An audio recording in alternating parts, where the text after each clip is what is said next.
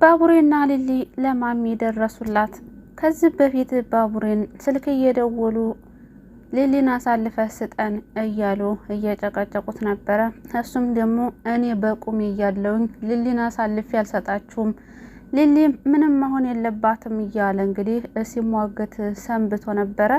ነገር ግን ዛሬ ሊሊን አሳልፈ ካልሰጠን እናትን ስንወስድብህ ያን ጊዜ ታዲያ አሳልፈ ትሰጠናለህ ብለው በማሰብ ማሚ ወደ ሊሊ ቤት እየመጣች እያለ እንግዲህ ከመንገድ አፍኖ ወሰዳት። ይሄንን እንግዲህ አፍኖ እንደወሰዳት ዳኒ ፍቅረኛ ማለት ነው ይሄን ነገር ያውቃል። እሱ ጋር ስልክ ይደውሉና የልጁን እናት እኮ ወሰርናት ብለው ይነግሩታል።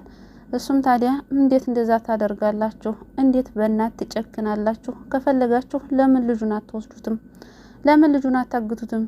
እናት ለምን እናት ትንገላታለች እያለ ስልክ እያወራ ነበረ።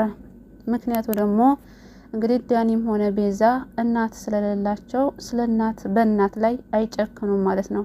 እናም አብረህና ቶሎ አብረን እንስራ ብለው ሲሉት እንግዲህ እኔ በእናት አልጨክንም፣ ስለዚህ ይቅርብኝ፣ አብራቸው አልሰራም ብሎ ይነግራቸዋል። እና እንግዲህ ባቡሬ እናቱን ከወሰዱበት በኋላ በተደጋጋሚ ስልክ እየደወሉለት ነበረ። ነገር ግን ስልኩን ሊያነሳ ፈቃደኛ አልነበረም። እና ሊሊም ለምንድን ነው ስልኩን የማታነሳው ይሉታል። እንደዛ ስትለው በፍጹም አላነሳም፣ አልፈልገው ስልክ ነው ብሏት እንግዲህ ለሊሊ ውሃ ሊያመጣላት ወደ ኩሽና ይሄዳል። ይህ ስልክ አሁንም በተደጋጋሚ ሲደወል ሊሊ አላስቻላትም። የሆነ ችግር እኮ ተፈጥሮ ሊሆን ይችላል ትልና ስልኩን ታነሳለች። ስልኩን ባነሳይ ሰዓት ግን ባቡሬ ሲሉት አይ ባቡሬ አይደለም ስልኩን ያነሳው ትላቸዋለች። እናም እናቱን እንዳገትናት ንገሪው ይሏታል። እንዴት እንደዚህ ሊሆን ቻለ ብላ እንግዲህ ትደነግጣለች። ባቡሬም ውሃውን ጥሎ እየሮጠ ሲመጣ ምን ተፈጥሮ ነው? ለምንድን ነው ስልኩን ያነሳሽው? ይላታል። ባቡሬ እና ማሚን እኮ አገቷት ትለዋለች። ባቡሬም በጣም ተደናገጠ። እንዴት ይሄ ሊሆን ይችላል? እነማን ናቸው ብላ ስትጠይቀው አንቺን እንዲያግትልሽ የሚጨቀጭቁኝ አክስትሽ ናት እኮ ይላል። እና አክስቴ ናት ማለት ነው አሁንም እናትህን ያሳገተቻት ማለት ነው ብላ እሷም ትደነግጣለች። ተያይዘው ቀጥታ ከዚህ በፊት ሊሊን ያገተበት ቦታ እንግዲህ ሊሊና ባቡሬ ሁለታቸውም እየተራወጡ ወደዛ ሂደዋል ማለት ነው። ምክንያቱ ደግሞ ከዛ ውጭ ሌላ የሚያግቱበት ቦታ አይኖርም ብሎ ስላሰበ ቀጥታ ወደዛ ሂደዋል። ለማሚን እንግዲህ ያድናታል ብዬ አስባለሁ ማለት ነው። እንደሚያድናትም አልጠራጠርም። እንግዲህ እናት ያለው ሰው እንዴት በትልቅ ሰው ይጨክናል? እንዴት በእናት ይጨክናል? በጣም አረመኔ ናት። እንግዲህ የሊሊ አክስት ከዚህ በፊት እንግዲህ በመንግስት በህግ ተሸንፋ ነበረ። ሊሊ አሸንፋት ነበር በህግ ዙሪያ ማለት ነው። አሁን ደግሞ በህግ ስትሸነፍ በራሷ በዚሁ ሰዎችን በመመደብ ሊሊን ለመጣል እየሞከረች ትገኛለች ማለት ነው። እጅግ ታሳዝናለች። ሊሊ አሁን ላይ በጣም እንግዲህ የካንሰር በሽታ ይዟት እየተጨነቀች ከዛሬ ነገ ሞትኩኝ እያለች ጭንቀት ላይ ትገኛለች። በዚህ በኩል ደግሞ አክስቷ መውጫ መግቢያ ያሳጣቻት ነው። እንግዲህ ባለፈው ክፍል ባቡሬ የፍቅር ጥያቄ አቅርቦላት ነበር ማለት ነው። እሷም እንደምናውቀው ትወደዋለች፣ ታፈቅረዋለች። ነገር ግን ደግሞ ለሱ ተስፋን እንዲሰጠው አልፈለገችም። ለምን ይጎዳል ብላ አሰበች። እናም ያን ጊዜ ካገትኩሽ ቀን ጀምሮ ነበረ አንቺ ወደ ልቤ የገባሽው። ስለዚህ እስካለሽ ህይወት ድረስ እስከ መጨረሻው ድረስ አንቺ ጋር መሆን እፈልጋለሁ፣ ላስደሳሽ እፈልጋለሁ ሲላት እንግዲህ እንዴት እንደዛ ትላለህ?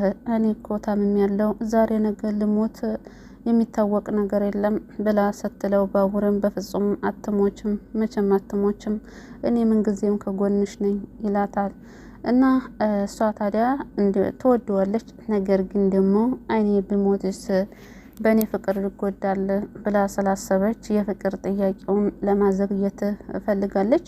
እሱም ታዲያ ምንም አልተቀየማትም። ምክንያቱም አሁን ከጎኗ ሆኖ በሽታዋን ከዳነች በኋላ ያው ፍቅራቸውን እንደሚቀጥሉ ነው እንግዲህ የሚታወቀው ማለት ነው። እስከዛ ድረስ ግን በጓደኝነት ለመቀጠል ወስነዋል ማለት ነው። እሱም አልጨከነባትም። ቀጥታ ወደ ቤት መጥቷል ማለት ነው። እሷም ታዲያ መምጣቱን ስታይ በጣም ደስ ብሏት አቀፈችው። የምትመጣ አልመሰለኝም ነበረ ትለዋለች። እንዴ እኔ እንዴት አድርጌ ነው በአንቺ የምጨክነው? በአንቺ የሚጨክን አንጀት የለኝም እኮ ይላታል። ስለመጣ በጣም ደስ ብሎኛል ብላ እንግዲህ ተቃቅፈው ወደ ቤት ነበር የገቡት ማለት ነው። ምክንያቱ ደግሞ እንግዲህ ከአደይ ጋርም ተገናኝተው ነበረ። እንዴት ነው ምን ነገርካት እንዴ ስትለው፣ አዎ እሷ አልነገረችሽም ይላታል። አይ እና አይዞህ ለማንኛቸውም ትረዳታለህ ብዬ አስባለሁ። አሁን ከጎኗ መሆን አለብህ። ከበሽታዋ ስታገግም ደግሞ ፍቅራችሁን ትቀጥላላችሁ። ምክንያቱ ደግሞ አንተ ብቻ ሳትሆን የምትወዳት እሷም ትወድሃለች፣ ግን ደግሞ ለአንተ አስባለህ ነው እያለችም ስትመክረው ነበረ። ባቡሬም አውቃለሁ ለእኔ አስባ እንዲሆን አውቃለሁኝ፣ ደግሞ ተስፋ አልቆርጥም፣ ትድናለች፣ አብረን እስከ ዘላለም እንኖራለን፣ ህይወታችንን ባንድ እንቀጥላለን እያለ እንግዲህ ለራሱ ተስፋ ሲሰጠው ነበረ። እንግዲህ ሊሊ በነገራችን ላይ ይቺ ቤዛ ተብዬዋ ከዛ ሐኪም ቤት ብትወጣ ጥሩ ነው። ምክንያቱ ደግሞ ያልሆነ መድኃኒት ለሊሊ ልትሰጣት በቃ ልትቀይርባት መድኃኒቱን ቀይራ ልትሰጣት ስለምትችል እንደው ዶክተሩ ቢጠነቀቅና ቤዛን ከዛ መስሪያ ቤት ቢወጣት ጥሩ ነው። ምክንያቱም ቤዛ ተንኮል እንጂ ደህና ነገር ለማንም ማሰባ አታውቅም ማለት ነው። እና እንግዲህ ዶክተሩ ደግሞ ምስኪን ነፈር እንግዲህ አደይ ፍቅረኛ እንዳላት አወቀ ማለት ነው። እጅግ በጣም ያሳዝናል። ልቡ ስብር ብሏል ማለት ነው። እኔ ምን ሆኜ ነው ፍቅረኛ እንዳላትና እንደሌላት ሳላጣራ ለምንድን ነው የወደድኳት እያለ ራሱን ሲጠይቅ ነበር። እንግዲህ አደይና ዴቭ መንገድ ላይ ሆነው እያወሩ እያለ እሱ ደግሞ ወደ ሐኪም ቤቱ እየሄደ እያለ መንገድ ላይ ቆመው ሲያወሩ ያያቸዋል። እንዴ ማን ነው ከማን ጋር ነው የምታወራው? ወንድሟ መሆን አለበት እያለ ራሱ ጋር እየተሟገተ እያለ ከዚህ ሁሉ ለምን ጠጋ ብዬ አላጣራም ይልና አደይ ኑ ልሸኛችሁ ይላል። ዴቭን በጣም ይበሳጭና ምን ማለት ነው? ቆይ እንዴት ከወንድ ጋር ያለች ሴት ልሸኝሽ ትላለህ ብሎ ያበሳጨዋል። ዶክተሩም በቃ እሺ ይቅርታ ያው ልሸኛችሁ ብዬ ነው ብሎ ጥሏቸው ይላል። ከዛም በኋላ እንግዲህ ዴቭ በጣም ይበሳጭና እንዴት ነው ልሸኝሽ የሚለው? እንዴት አንቺ ፊት ትሰጪዋለሽ? እንዴ ዶክተር እኮ ነው የሊሊ ዶክተር እኮ ነው። እና ዶክተር ቢሆንስ እና የሊሊ ዶክተር ቢሆንስ እንዴት ፊት ትሰጪዋለሽ? ለምን ትስቂለታለሽ? ብሎ ይበሳጫል። አደይም ደግሞ ትስቅበታለች። አትሳቂ ብዬሻለሁ፣ እኔ እየተናደርኩ አትሳቂ። በነገራችን ላይ እኔ እየተናደርኩ ሰው ሲስቅብኝ ጭራሽ ንዴቴ ነው የሚብስብኝ ማለት ነው። እና ዴቭ ተናዶ አደይ ትስቃለች ማለት ነው። እንግዲህ በመጨረሻ አታምናኝም እንዴ? ለምንድን ነው እንደዛ የምጠረጥረኝ ትለዋለች። አምንሻለሁ ግን ደግሞ በጣም ያናድዳል ይላታል። እሷም ወደ ሊሊ ትሄዳለች። ከዛም በኋላ ብቻውን እያወራ አያፍርም እንዴ? ምን ይመስላል ሊሸኝ ይችላታል እንዴ እያለ እንግዲህ ብቻውን እያወራ ነበረ። ቀጥታ ወደ እነ ፍቅር ቤት ይሄደው ማለት ነው። እንግዲህ የፍቅር እናትም ዝግጅቷን ጨርሳለች ሽማግሌ ለመላክ ማለት ነው። ነገር ግን ደግሞ አደይ ግዴታ እዛ መሄድ አለባት። እንደገና አደይ ብቻዋን እንዳትሄድ ደግሞ አሹን እንላከው እያሉ ነበረ። ሮማን ደግሞ አሹ እዛ መሄድ አይችልም፣ ምክንያቱም እኔን ይዞ ይጠፍቷል፣ ስለዚህ እዛ ያስቀምጡትም ትላለች።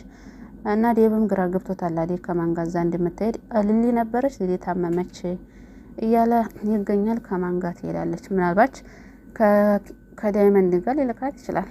ከዳይመንድ ጋር ልትሄድ ትችላለች ማለት ነው። የአደይ አባት እንግዲህ ከሚስቱ ጋር ሲማከር ነበረ። ልጃችን መዳር አለብን፣ ቀጣይ ደግሞ ትንሿ እንድራለን እያለ እያወራ እያለ እንግዲህ የአደይ እናት ደግሞ በፍጹም ይሄ ሊሆን አይችልም፣ ምን ሆነች ነው? በፊት መቼም የማታፈቅረውን አታገባም ብለሽ ነው፣ አሁን ደግሞ ራሷ ፍቅር አይደለም ወይ ለምን የማታገባው ይላታል። በፍጹም ይሄ ሁለት አይኔ ሲጠፋ ዝም ብዬ አላይም፣ በፍጹም አይፈቀድም፣ አልፈቅድም ስትል እሱም ታይኛለሽ፣ አንቺ ካልፈቀድሽ እኔ ልጅ እንዲል አድርጌ ስድራት ያን ጊዜ ትመለከቻለሽ እያለ እንግዲህ ጥሏት ይሄዳል። እሷም ግራ ገብቷታል። እንዴ አንድ ወንድ ሁለት እህትማማቾች እንዴት ያፈቅራሉ ብላ ግራ ገብቷታል። ምክንያቱም ደግሞ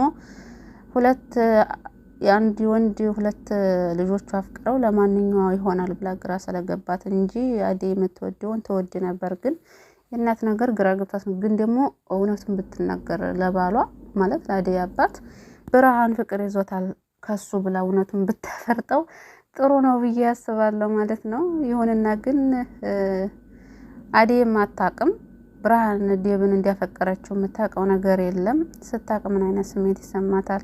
ብቻ ድብልቅልቁ ወጥቷል ማለት ነው። አሁንም ባቡሬም ግራ ተጋብቶታል። እዚህ እናቱ መታገት፣ እዚህ የሊሊ መታመም፣ የሊሊ ፍቅር አለመቀበል። በእርግጥ ፍቅር አለመቀበሉ ያው እንደምትወደው እንደምታፈቅረው አውቋል።